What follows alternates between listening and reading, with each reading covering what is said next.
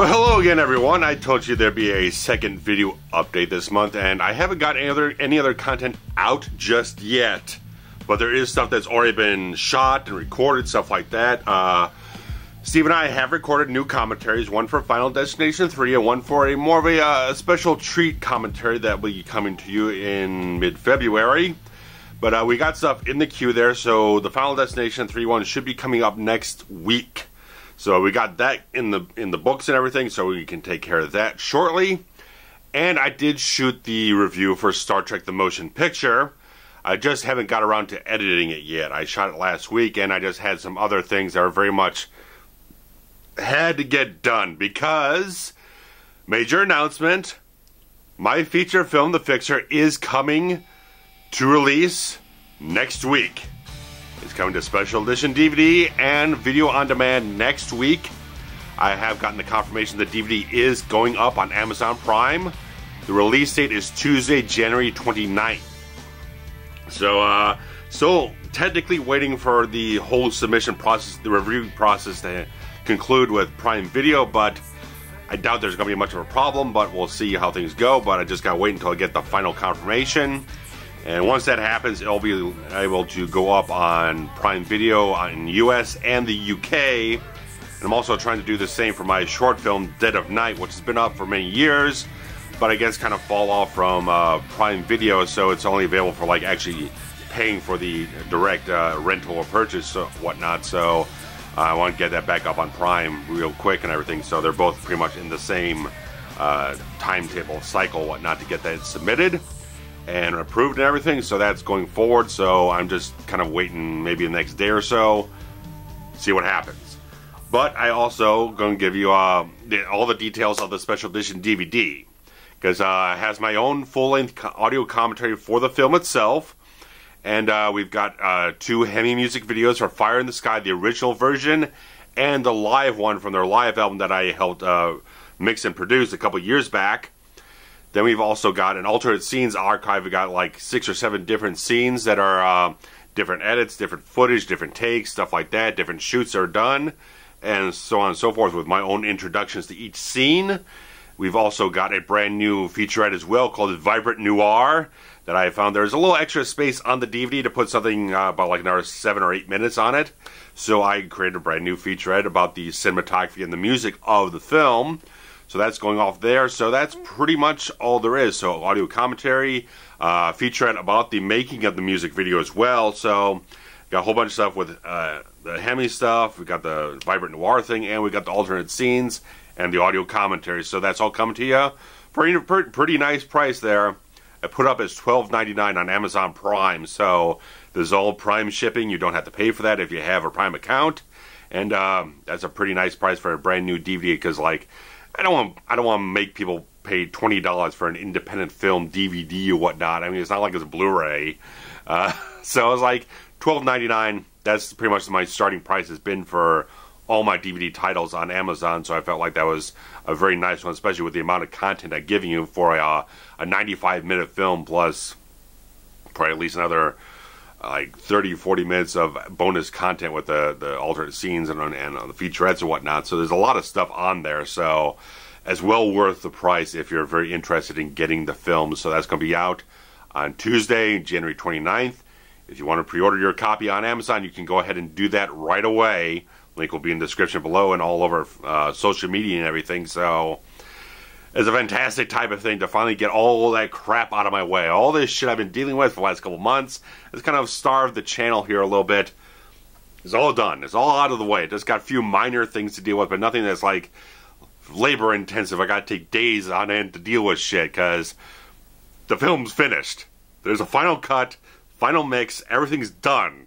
I don't have to edit anything. I'm just working on like a small release trailer for the whole thing and everything. So trying to chip away at that a little bit before next week. So other than that, there's really nothing else I need to edit or kind of deal with on that type of level. I am submitting to another website that does like independent film streaming with has like 3 different ways to watch. You got ad-supported video free. You've got description on demand and video on demand stuff, so I'm just waiting for the submission process to go through. The only kind of hitch I can possibly see is that because the film was pretty much all shot in standard definition video all these years ago, they really prefer to have everything submitted to them in HD, so I'd very much have to upscale the film a lot to get it to the quality that they prefer and everything. So I gave them the link to the private screening thing on Vimeo, which has the final cut for my cast, crew, and musicians and everything right now. But regards to that, we'll see how all these final pieces kind of settle in place and everything, but that's it. That's done. And that leaves me wide open to get back to channel business here. So guys, like I said, the Star Trek The Motion Picture review has been shot. I now have a 4-day weekend off, which I fucking need like hell. So I'll be working on that abso-fucking-lutely. And I've got a whole bunch of Star Trek stuff in the media pickups to get into here shortly, because I gotta get back into the groove and everything. And best fucking way to do that is the fact that I did get that expanded soundtrack from La La Land Records, Jerry Goldsmith's score for the film. And I'll just be pumping this thing back in tomorrow and everything to just charge back in the whole process and get it back in the headspace. The stuff's still on the camcorder. I haven't even imported to the damn computer yet. So that's a long process. I got most of the things ripped from the discs and everything, from the Blu-ray, the DVDs, and all that stuff. Because I've got the mainly focusing on like the director's edition for the whole review, but I'm definitely talking about the theatrical cut in terms of the deficiencies of it and stuff like that. But since the director's edition is pretty much the final version that Robert Wise intended the film to be, that's the version I'm mainly focusing on, because that's a lot of respect there. Because if you're going to look at the film, look at the version that the director feels is the most finished version of it in a certain way. I mean, yeah, theatrical cut has its own place in history and stuff like that. I'll definitely get into that in momentarily here with other stuff. But I just felt like most of what I wanted to talk about with the film is mostly inside the extra footage and the bit more refined version of that film. So it just reflects the overall intention of the film in general. But Jerry Goldsmith stuff, I'll definitely be, I definitely talk very strongly about it in the review, so I'll save all that stuff there. But first, high def stuff, because I wanted to get something, because I've been thoroughly just motivated by this goddamn movie in hell, because I've been working on chipping away at some other scripts. One is kind of a short action film, and so I need some good action films to watch and enjoy and be inspired by, and fucking Cobra. I've done a review on it, we did a commentary on it, and now Shot Factory put out this collector's edition version, which doesn't have quite as much as maybe a hardcore fan was hoping for, because there's supposedly a ton of deleted footage from the film, but and there's no involvement from Stallone on this whatsoever. Any reason could be for that. Maybe he's just too pricey to be able to sit down to afford him for the time he has when he's in the middle of production of the new Rambo film, stuff like that. But regards to that, new 2K scan, a bunch of new interviews from the cast members in this whole thing. Andrew Robinson, who I met at Days of the Dead about a year and a half ago, a little over a year ago, is wonderful. And so stuff like that, Brian Thompson and various other people in the whole thing. So some other featurettes on this. So it would be nice to dig into this, and has the archival George Cosmatos commentary on it, which was all the way out back on the old DVD. So this whole thing is fantastic. This thing just kind of, the style of this whole film, the energy of the film, kind of just inspires me in a certain way to be like, yeah, I want an action film to kind of feel like that. So I think a lot of times when I feel like talking about like harkening back to like an 80s action film, I kind of get a sense of this type of thing, because it's got a lot of style to it, a lot of energy. Got the big soundtrack type of stuff, just like a lot of stuff going on for it. So it's like, it's got cool stuff, a real cool villain. There's all this flashy cinematography. It's like, it feels exquisitely 80s to me. So that's so much, and still just looks like fucking awesome in this whole movie. I love it. And I ordered that from bullmoose.com, because I was looking around for prices, and they had kind of the lowest cost price of anyone, because the Shout Factory, Screen Factory stuff has been jacking up their retail costs lately, so it's a little harder to find a bit of a deal on it. But they had it for like $22 and change, and I needed to order something else to kind of get up. Felt like I wanted to get up to their $30 free shipping option, so I picked up Sin City, because I have this exact same version on DVD over there, which has the extended unrated recut version of the whole thing. And I saw some reviews saying the Blu-ray, it just leaps and fucking bounds insanely good. So I've been having an inkling to want to get this, and I couldn't find it anywhere in a store. So going to find like the regular theatrical cut or the steelbook, which just has next to nothing on it. So I wanted to get this version, and I'll definitely want to be indulging in this sometime soon, because it's been a long time. The sequel really wasn't that good. I did a review on it when they came out, and that wasn't. It just felt kind of lackluster, kind of hollow, kind of like an afterthought of a production to do. So it didn't have the energy and the fire this one had, in my opinion. But I saw that one in the theater. I watched it a couple of times back then, and it's been probably since the sequel came out, about like 4.5 years ago or something like that, that I actually watched this. So, but regardless of that, let's move on to LASERDISCS.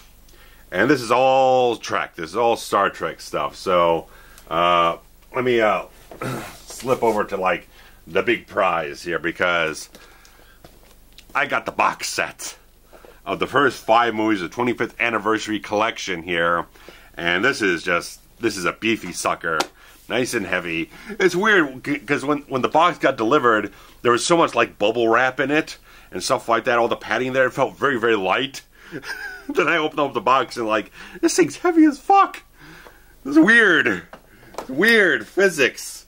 But yeah, so you got this nice sucker that comes off of here. The back side of it has just the pictures of the main artwork of the posters and everything. And then you got, this is really nice, because this is a whole booklet that if you've ever seen, if you're a LASERDISC person, you go looking at the individual releases from this set, they basically just put all that stuff as this full booklet here, as the original, as the face cover stuff and the back cover, and this looks absolutely beautiful. Just like, this is half an appeal of LASERDISC, that you get this big fold-out artwork like a vinyl or whatnot, like a vinyl record, where you can just look at all this beautiful stuff here. High-res artwork, high-res stills, beautiful layout here. All this stuff just looks wonderful. So it's just, like I said, this 25th anniversary came out before Trek 6, but I will get to that momentarily. So it just has the first 5 films. And so this is, and it's peculiar because my first VHS set was the pan and scan version of this set, which had the longer TV cut of the motion picture. This one has in widescreen, there's all widescreen things. This one has the original theatrical cut, because they only created a widescreen master of the theatrical, not of the extended version. So that was kind of a thing there. So I had that old thing where it's kind of an angled out set and everything there. So it was kind of interesting. But it's been a long time since I seen that and everything. And I do have the Blu-ray set, but there's a lot of DNR on that shit. And I was watching the first 3 films over the last couple weeks. And I think I was out to search for Spock, and it's like, it looks splotchy as shit and stuff like that. It's like, there's just like no detail. There's no film grain. It just looks awful. So it's nice to have this, kind of have a little bit of a different thing. It's got kind of outdated stuff here for like a collector pin set that's like, well outdated for me to get. But the individual discs are in this nice sort of plasticky type of thing, this nice glossy slipcover stuff, and just a little silver thing in the center there to just give you a little denotation of what you're watching. So it's nice and classy. It's like there's no bonus features. They never did, and not until the collector's edition DVDs did they start doing bonus features for the Trek films. But this just has such a nice classic feel to it. It's simple. It's kind of elegant. It's just feels very respectful. That even though there's nothing bonus feature about it, a lot of these things were kind of like the first widescreen releases of these films. So that was a big get for fans at the time. So, and it's digital sound, of course, Dolby Surround and everything like that, made in Japan. So it's all good quality stuff. I was watching I was watching a fair bit of just the motion picture and a little bit of Voyage Home, because I've got the director's series edition of Voyage Home with the like the 20-minute intro from Leonard Nimoy about the making of the film. The same masters. There's no difference. They're kind of released a year apart, but it was kind of nice to just kind of compare and look at it and everything. Like, they're good. I was very impressed. Aside from some of the optical effects shots in space for the motion picture, a lot of it looked pretty good. For 91, it looked really good for those transfers, so I was very, very, very pleased. And, of course, I got this from another seller on LASERDISCS Forever on Facebook. That was another one. I got Star Trek VI, The Undiscovered Country, which is still sealed. I haven't opened it yet. I had no idea this was still sealed. And so it's like, this looks absolutely fantastic. This is the, of course, the special home video version, slightly extended. A few extra scenes there with, as Renee Auberjonois as Colonel West. Those little scenes in the whole film that kind of expands the conspiracy a little bit and a few other things. But stuff like that is like, since I got that, I knew I had to get this as well to fill it all out. And this is, of course, widescreen as well up here. So, nice. And these are all just like, aside from like the motion picture, they're all pretty much like one disc. So about an hour on one side, hour on the other. Most of the other, all the other Trek films are under 2 hours. So no real issue there. But motion pictures definitely over 2 hours there. So they had to extend it onto a third side. And figured I was getting this from the same seller, so I figured I'd grab a widescreen version of First Contact, which I did kind of slightly sit down and watch. And it's okay. I felt like some of the shots, the whole thing felt like they were kind of they felt like almost like motion smoothing in a certain way. It felt like it was more like not telecine right. They didn't do the transfer properly, whatnot. Or some of the stuff still felt like it was kind of like sped up a little bit, a little overly fluid in some of the effect shots. So, like when the transporter effect comes on and stuff like that, it just felt like, I don't know, it just felt like it didn't feel like 24 frames per second. Felt a little bit more smoothed out, so I don't know. But I've got the collector's edition DVD if I ever want to kind of like compare and contrast things here and there and whatnot. But the main thing I got for this set was that they had the extended TV cut. This is pan and scan, of course, like I said, from my old VHS set. And this has just like everything kind of like dumped in it. All the stuff that Robert Wise didn't want in the film, even unfinished effects shots, got dumped into this version. But I felt like it'd be interesting. It's almost like I'm dead certain that the extended cut of Superman the movie is a much better experience than this one is, because it has a lot of extraneous stuff in it.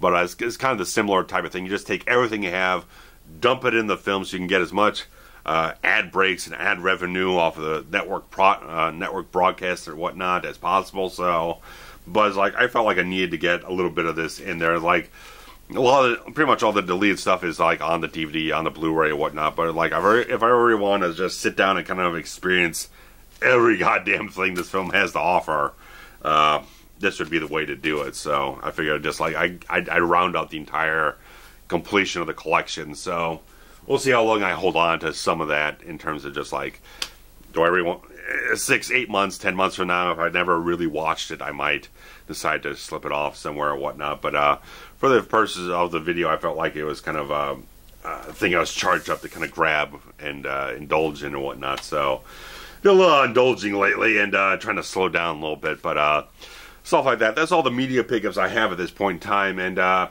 few little minor things. I did mention that I was trying to get a new video card on the last update, and unfortunately that didn't work out very well. And now I'm in a bit of a dispute on PayPal to get my money back for it. And so there's that. And so I'm still stuck with what I had before, but I'm making do, and as I've always done. And if I ever look for another video card, it might be some time down the line, but I don't know. Right now I just kind of want to lay things out and just settle things down a little bit and take a breath. But yeah, so that's really all I've got for you guys at this point in time. Like I've said before, the Star Trek motion picture thing, I'll be working on editing that over the weekend. And still intend to do the review of Beverly Hills Cop 2 and a few little inklings of other things that I'm not going to say anything about until I'm a little bit further along towards the ends of shooting other reviews and getting other things out of the way. So not going to create too much of a list of things that I'm not going to deliver on if I'm not up to it by the time I get around to it. So that's really all I have. So again, my movie The Fixer is coming out next Tuesday. So that's kind of cool.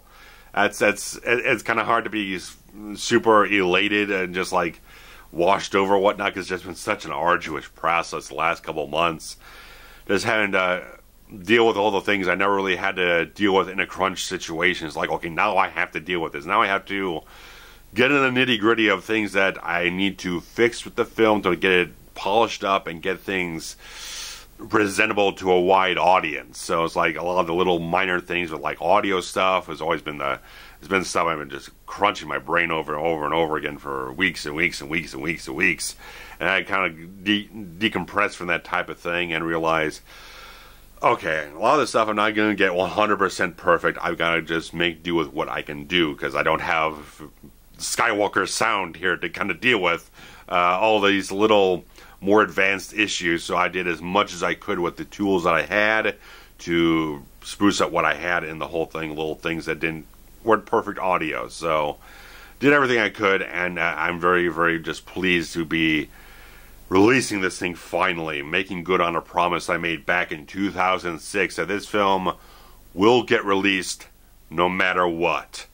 So that was what I said to myself before the whole damn production began, and now I made good on it. So it's like, never had any inkling that it was going to take anywhere close to or a fraction as long as it did, but I kept on it, and I stayed with it, and I just made sure, and I had help from some very good friends, the guys in Hemi, Trent, and Tim, and everyone else, throwing in to help and promote and support me and the film, and get involved with the project, wanted to be deeply involved in trying to get things going, and just being supportive all the way through. It's just like, also AJ Kohler from Tag Music Studios, doing his phenomenal magic to make that final track in the film sound just absolutely fucking $1 million for a film that had no money whatsoever. But so that's fantastic. That's beautiful, and that's just wonderful stuff. So I've been communicating with as many people as I can. Some people haven't gotten back to me about certain things, but in terms of just me updating everyone on the film and whatnot. But I could go on and just ramble around in circles, but just the fact of the matter is, it's going to be released next week, and then I like it's just there. It's just going to be there, and stuff like that. So there are things I got to figure out in terms of just few loose threads in terms of obligations to cast, crew, and musicians and whatnot, getting them their own copies of the film. So we got to deal with that in the next couple of weeks, but nothing that's going to, like I say, take hours on end, days on end to deal with. So it's like it's finding the right time to decompress and focus it and get that stuff taken care of. But get some other things more prioritized out of the way to get you guys more content out there. And so thanks so much for waiting around, guys, and just being patient. And whew, that's all I got to say. So I'm going to cut out of here, and there's just going to be cool stuff coming up. So guys, thanks much so very deeply about everything you do around here to keep things going. Sorry I haven't even read comments in the last couple of weeks. I haven't responded to anyone who's been asking questions or commenting on stuff. It's just I've just been head deep in this whole thing for weeks on end. I got to get all this stuff taken care of. I just didn't want to just divert my attention and my stress and stuff like that. I just wanted to get as much done and just deal with the time I didn't have. So I'll be getting caught up on comments and stuff like that. So I'll be replying and liking and stuff like that in due time. So thanks much as always, and we'll get some cool stuff going soon. So take care. Bye bye.